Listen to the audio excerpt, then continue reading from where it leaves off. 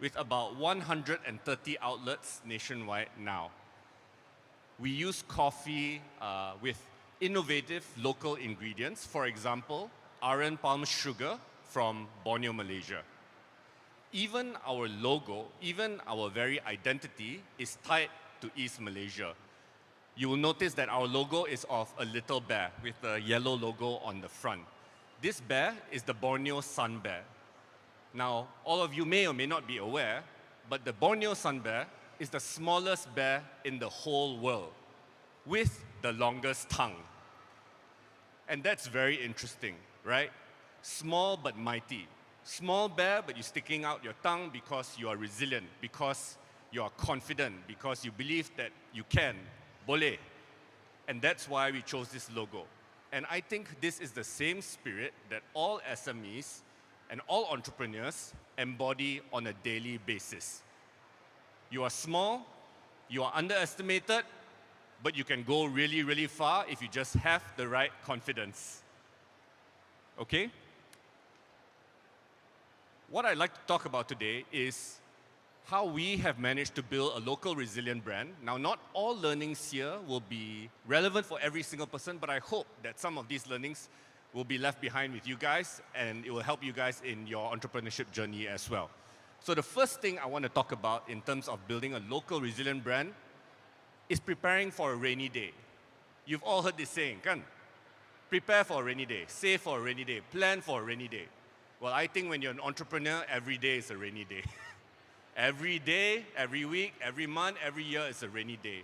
You have to be so paranoid, you have to be so innovative, because if you're not innovative, if you're not moving fast and changing, you are then regressing and falling behind. Okay, this is the reality of entrepreneurship. Let's embrace it, just like the sun bear. And I want to talk about what Baskbear went through in terms of having to keep on innovating, even though there's having rainy days, right? Bit of history about Baskbear. Baskbear was started in 2019. Okay, in 2019 to 2020, we had an ambition to be the #1 coffee chain in Malaysia. But unfortunately, COVID arrived in 2020 when we had only 7 physical stores. How do you become the #1 local coffee chain when you cannot build stores? How? You cannot grow. Well, what we did is we used the power of digital, we used the power of online to drive convenience with all of our customers, such that instead of only having 7 physical stores, we only have 7 physical stores, we are able to deliver to 70 different locations overnight. And so we turned a challenge, we turned something that's impossible into something that was actually became a strength for us. And until today, delivery remains to be a very big growth driver of our business. And I urge everyone to think that way, right? You're going to have rainy days all the time, every day.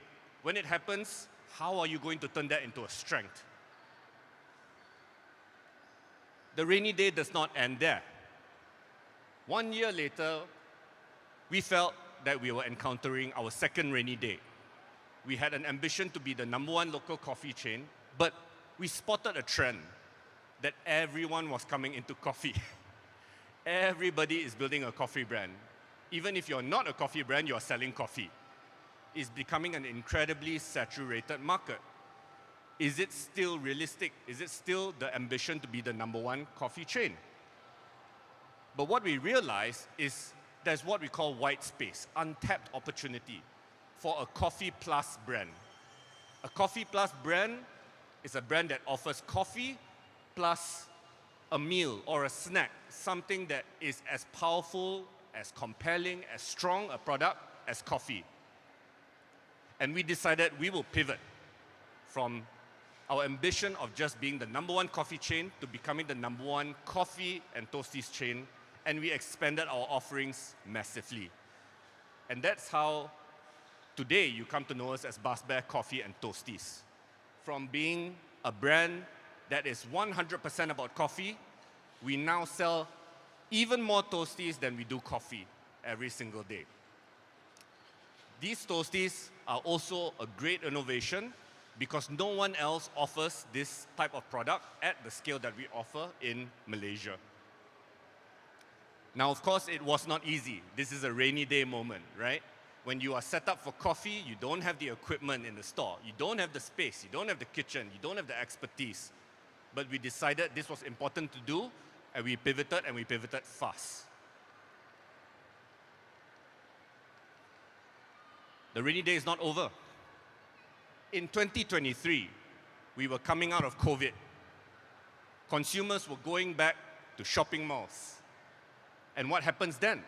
Retail space becomes very, very difficult to secure, right?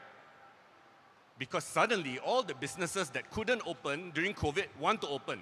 So you have huge demand for retail space. So you nak expand pun tak boleh because you cannot find the right retail space. Or the retail space is too expensive. I'm sure everyone here understands and feels that. So what do? You look at the rainy day and think, how can I do something different from the market again? And we started experimenting with other retail partners, for example, M-Bank. M-Bank is a bank. They have retail space where people come in, apply for credit card, check their bank balance, talk to the cashiers. But they also need help bringing in foot traffic. And so we approached M-Bank and said, what if we could be both a bank and a cafe at the same time? So people no longer come in to just do their banking. They come in to sit down, have a toasties for breakfast, have a cup of coffee, and do their banking. This has been a phenomenal success for us, and we have planned to do 50 of these outlets with M-Bank in the next 2 years. We even experimented with Post Malaysia. Who has been to Post Malaysia recently? Someone in the audience said to buy stamps. Exactly. How many of you are buying stamps today? Maybe not many, but this is still a very powerful heritage brand with retail presence across every city in Malaysia. Big, small, medium, any size, in any place you are in Malaysia, you are going to find a Post Malaysia. So we partnered with them in Malacca, right, at their flagship post office to build a drive-through. In this picture, which is a bit blurry, you can't really see it, we have my CEO serving out of the drive-through window to the CEO of Post Malaysia. Some coffee and toasties. And that way, two brands coming together, you actually make the retail space, well, not only more economical for yourself, but more interesting and exciting for customers as well, right? So again, this rainy day concept, if we had not done things like this, we would not be able to expand our brand. We would not be able to grow. We capitalize on the fact that we have strong partners in the industry, people who are facing a lot of the same challenges, and we work together to get it done. The rainy day doesn't end, but that's all the rainy days I have to share for today. Where are we today? From 2019, when we had 7 outlets unable to grow, when we still had the ambition to be the #1 coffee chain and felt that the coffee market was getting saturated, when we felt that we couldn't even open and expand in certain areas because there were just not enough retail spaces. We now have 130 outlets across all of Malaysia. We are the #1 coffee and toasties brand. And in future times to come, we will expand our food menu even further. Just this week, we expanded our menu to include delicious offerings such as our burgers, our fried chicken, our loaded fries, and even more options for kids and families. So you can see the business has evolved so far away from where it first started, from what we originally wanted it to be. And the more you de-anchor yourself from this, the more you're giving your business a chance to thrive. So I hope that was useful. My second learning that I want to impart, it is never too early to digitize. Never too early, okay? Some of you may be just starting out. Some of you may have been doing business for many, many years now. I would like to make an argument for why digital has a benefit for you. Enter our Baskbear app, which we just launched early this year. This Baskbear app does a few things for us. #1, of course, it drives convenience. Customers are all about convenience now. You wake up at 9 a.m. in the morning, you want your coffee. With this app, you can pick it up anytime, you can order ahead, you can even have it delivered to you. okay, which is still a service that not a lot of brands in the market actually offer. It helps us drive loyalty. It gives points to you. Coffee is a very habitual thing. You try a coffee, you like a coffee, you're just not going to move anymore. So we reward you for it, and we make sure that you come back again and again and again, and we're constantly refining this loyalty program so that it offers better and better benefits for consumers. It's an additional marketing channel, right? We are all cash-strapped. No matter what size you are as an entrepreneur, you want to spend as little on marketing as possible and as much on earned channels or own channels like this one, okay? Once you're on this app, it gives, I wouldn't call it free, but it gives a very minimal cost way of reaching out to your customers. And you can do it in a very personalized way. I can send a coffee offer to someone who's having a coffee every morning. I can send a Toasties tea time offer at around 4 p.m. every day. I can make it incredibly personalized. But finally, the very last thing, which is actually, I think, the biggest reason why you need to go digital, is about building a long-term resilient brand. We are not here for 1 year. We don't want to start a brand for 5 years and then have it die. And why do most businesses die? They die because we don't pivot fast enough. Customers move, and we don't move with them. How are you going to have a business at such scale where you still have your finger on the pulse of what customers want and like? You can only do that when you have a digital platform like this, where they're constantly giving you real-time data, real-time insights about what they want. We use this app for so many things. We survey our customers on, hey, how did you like that cup of coffee? Was it too sweet? Was it not sweet enough? How do you like the Aren palm sugar that we put into it, right? What kind of flavor preferences do you see coming, and would you like to suggest to us? Now, I can't do this if I'm relying on people. I can't send out 1,000 people every day to ask these questions. But with this app platform that we have and we use a lot, I can get 1 million responses in 1 or 2 weeks. And that is invaluable. And that is why it is never too early to go digital. Finally, I think since I've spoken enough, I would like to play a video for you guys that shows my last learning. You all know we are in an era now where brands and products are no longer chosen just because they have a good product or they have a good quality. Brands are expected to be responsible. They're expected to be distinct, to have an identity that relates to the local community around them. So this may seem intuitive, but I think a lot of businesses don't do this, which is support your community, because they will support you in both the rainy days and the good days. And I'd like to play a video that shows how we use local ingredients like Aren palm sugar from East Malaysia to support local farmers there. And we make sure that we buy 100% of everything that they produce. Let's watch this video. It's a few minutes long.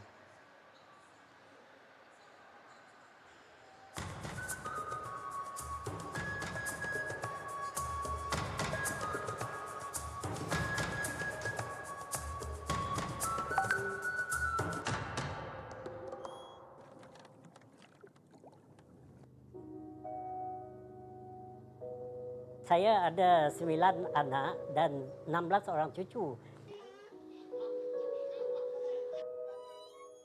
Pekerjaan saya adalah membuat gula apung.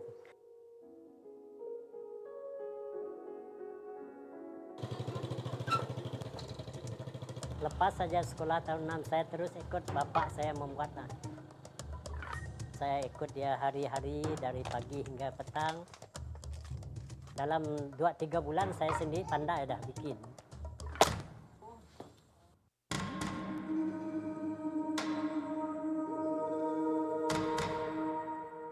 Pak Hassan is the second generation to do the palm sugar harvesting. It started with his father, and now it's Pak Hassan, and now his sons. Kerja gula apung ini relax saja. Tak ada susah. Tapi kalau tidak ada semuanya, tak ada cabaran. Yang perit untuk saya lah. Kita bekerja di tepi sungai besar. Sekarang buaya banyak. sudah 3 orang ada kena cacat kaki Kalau dah pandai kerja ni, memang tak lari lah, tak mau lari. Sebab duit ya hari-hari ada. We practice fair trade. Yeah, we do 100% buyback guarantee. It means that whatever the farmer produce, we will definitely get from the farmer to support them. Because we believe that we are not only support the farmer, we support the family and we support the whole community. We are doing palm sugar industry for the past 20 years. Palm sugar is actually different from canned sugar. And first of all, palm sugar we harvest from the flower of the palm tree. Dia bergantung dengan cuaca. Kalau panas, air masam dan kurang. Kalau cuaca sejuk, air banyak dan manis. The communities and people now are moving to the healthy trends, whereby palm sugar is actually a low GI sugar, low glycemic index. Life without sweet is not fun.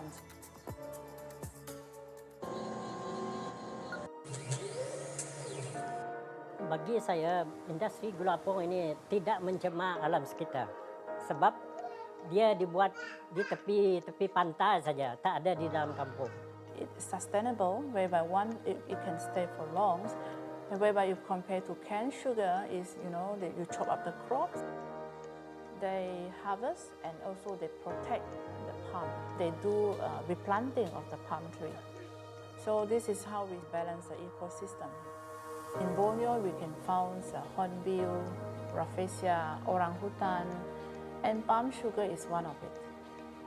I'm very fortunate that I have the chance, to bring the happiness by sweetening the drinks and foods. But at the same time, we support the farmers, which help us to harvest the palm sugar. Memang saya bekerja kuat. Gula apung ini memang hendak membuat cucu saya semua pergi sekolah yang tinggi-tinggi. Rasa adalah penyambung pekerja tu daripada saya. Sebab yang banyak buat kerja ini kalau kita pergi memang orang tua lah.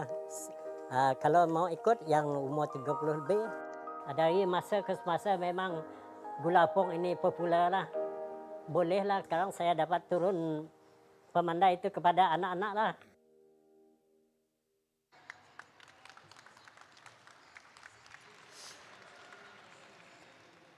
We're very proud of what we're doing in East Malaysia. We're very proud of the whole essence of the brand. And I think if you show sincerely your reason for existing, your reason for being, I think consumers and customers will also see the same. Because they have every option in the world. They don't need to choose you. They want to choose something that gives them a good meaning that relates to them. With that, thank you very much, everyone. Thank you, Jiwa SME, again, for having me. Appreciate it, and have a great day, everyone. I'm not sure if are we doing a Q&A or no Q&A? Okay, thanks, everyone. Baik, terima kasih sekali kita ucapkan kepada Ketua Pegawai Pemasaran dan Digital Loob Holding, Encik Yau Chuan, yang berkongsi berkenaan dengan Baskbear Coffee and Toasty. Dan seperti mana kita maklumkan sebentar tadi, ada 50 cawan kopi secara percuma yang diedarkan oleh Baskbear sepanjang kita berada di GSME 2024 Johor. Oh, dah habis ke? Masih boleh dapat ke? Oh, dah habis lah. Nak kena crowdfunding ke? Untuk beli kopi. Baik, apapun untuk waktu ini, kita beralih ke acara berikutnya. Yang merupakan antara acara yang mendapat penyertaan yang menggalakkan. Daripada siri pertama, ia diperkenalkan di Sabah. Kemudian kita bawa ke Johor, Pulau Pinang, Kelantan dan Kuala Lumpur pada tahun lalu. Dan tahun ini ia kembali tetapi dengan nama yang sedikit berbeza. Betul. Dan kita juga akan bawakan juri yang salah seorangnya dari Lead Ventures.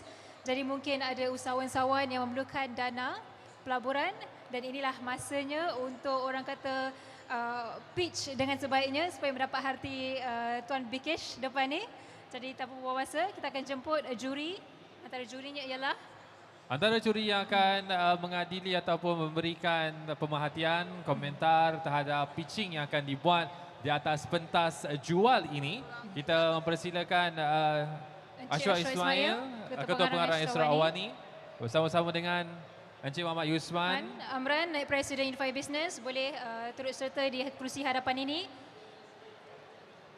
Dan juga yang terakhir adalah Tuan Bikesh Lakmechan, rakan kongsi dan juga CEO Lead Ventures.